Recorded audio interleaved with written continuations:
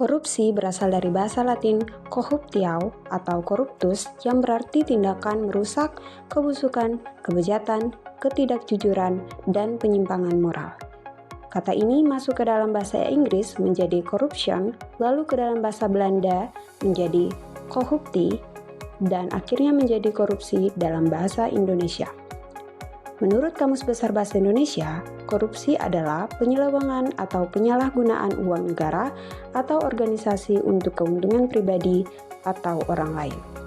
Secara internasional, Bank Dunia atau World Bank pada tahun 2000 mendefinisikan korupsi sebagai penyalahgunaan kekuasaan publik untuk keuntungan pribadi. Sementara itu, Asian Development Bank atau ADB menjelaskan bahwa korupsi mencakup perilaku tidak pantas dan melawan hukum yang dilakukan oleh pegawai sektor publik maupun swasta untuk memperkaya diri dan orang-orang terdekatnya, termasuk membujuk pihak lain untuk menyalahgunakan jabatan. Yang selanjutnya ada data korupsi di Indonesia pada tahun 2024 sampai dengan tahun 2025. Yang pertama ada skor dan peringkat Indeks Persepsi Korupsi, CPI. Pada tahun 2024, Indonesia memperoleh skor 37 dari 100 dalam Indeks Persepsi Korupsi, CPI, yang dirilis oleh Transparency International. Skor ini menunjukkan sedikit peningkatan dibandingkan tahun sebelumnya yang berada pada angka 34. Meskipun demikian, skor tersebut masih tergolong rendah dan mencerminkan bahwa tingkat korupsi di Indonesia masih menjadi persoalan serius. Secara global, Indonesia berada di peringkat ke-99 dari 180 negara yang diukur. Yang kedua, ada kerugian negara akibat korupsi. Berdasarkan data dari International Comparison Watch (ICW), selama semester 1 tahun 2024, kerugian negara akibat tindakan pidana korupsi diperkirakan mencapai 5,2 triliun. Sementara itu, menurut laporan resmi dari Kejaksaan Agung Republik Indonesia, total kerugian negara sepanjang tahun 2024 akibat perkara korupsi yang ditangani diperkirakan mencapai 310,61 triliun. Yang ketiga, ada kasus korupsi besar yang terungkap pada tahun 2024 sampai dengan tahun 2025. Beberapa kasus korupsi besar yang terungkap dalam kurun waktu 2024 hingga awal 2025 antara lain, yang pertama itu ada praktik suap dan grafik dalam proses penerimaan mahasiswa baru di perguruan tinggi negeri. Yang kedua ada penyalahgunaan dana desa dan hibah oleh sejumlah kepala daerah. Yang ketiga itu ada kasus proyek fiktif dan markup anggaran infrastruktur yang terjadi di berbagai wilayah. Yang keempat, pemulihan aset oleh KPK. Komisi Pemberantasan Korupsi (KPK) berhasil memulihkan aset negara sebesar 7,31,5 miliar selama tahun 2024. Secara akumulatif, sepanjang periode 2020 hingga 2024, total aset yang berhasil dikembalikan oleh KPK ke kas negara mencapai 2,54 triliun. Selanjutnya ada dampak dan efeknya. Yang pertama, dampak di bidang ekonomi. Kebocoran anggaran negara, di mana dana yang seharusnya digunakan untuk pembangunan dan pelayanan publik disalahgunakan demi kepentingan pribadi atau kelompok tertentu. Selanjutnya, ada terhambatnya pembangunan nasional. Proyek-proyek strategis menjadi tidak efektif karena anggaran digunakan secara tidak semestinya.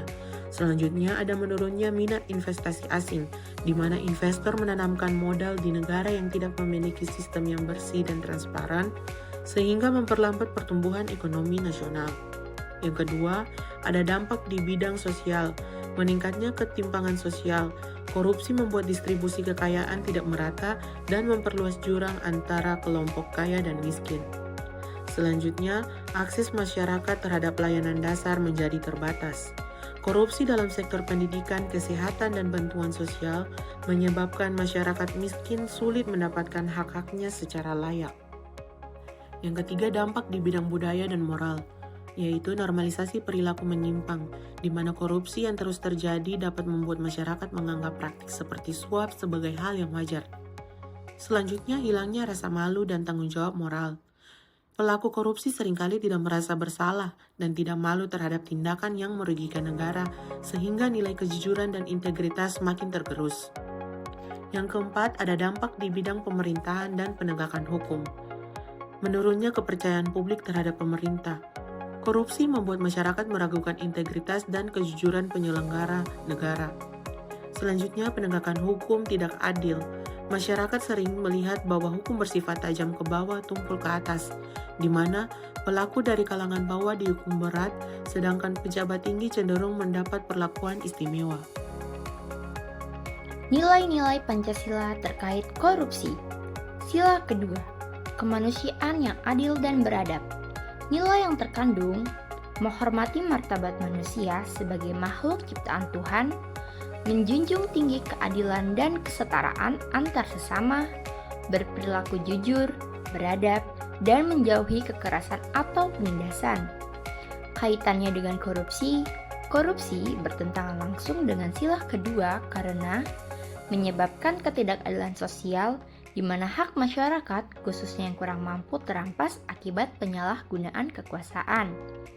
Merendahkan martabat manusia, karena orang-orang yang seharusnya dilayani justru dieksploitasi untuk kepentingan pribadi. Tidak mencerminkan perilaku beradab dan melanggar norma-norma kemanusiaan serta kejujuran. Kemudian, sila kelima, keadilan sosial bagi seluruh rakyat Indonesia. Nilai yang terkandung, pemerataan, kesejahteraan, dan keadilan bagi seluruh rakyat Indonesia. Kesempatan yang setara bagi semua warga negara untuk memperoleh pendidikan, pekerjaan, dan kehidupan yang layak. Kepedulian terhadap golongan lemah atau terpinggirkan. Kaitannya dengan korupsi sangat bertentangan dengan sila kelima karena menghambat pemerataan pembangunan dan memperparah ketimpangan ekonomi, menyebabkan fasilitas publik tidak optimal karena dana diselewengkan, membuat masyarakat kecil kehilangan akses terhadap hak dasar seperti pendidikan, layanan kesehatan, dan bantuan sosial.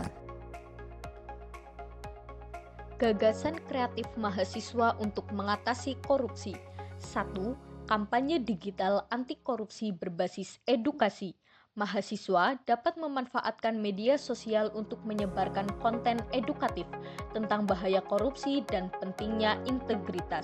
Konten dapat berupa infografis, video pendek, podcast, atau sketsa satir yang menarik dan mudah dipahami generasi muda. Tujuannya meningkatkan kesadaran publik, terutama di kalangan mahasiswa dan pelajar, tentang dampak negatif korupsi serta pentingnya menolak segala bentuk gratifikasi. 2.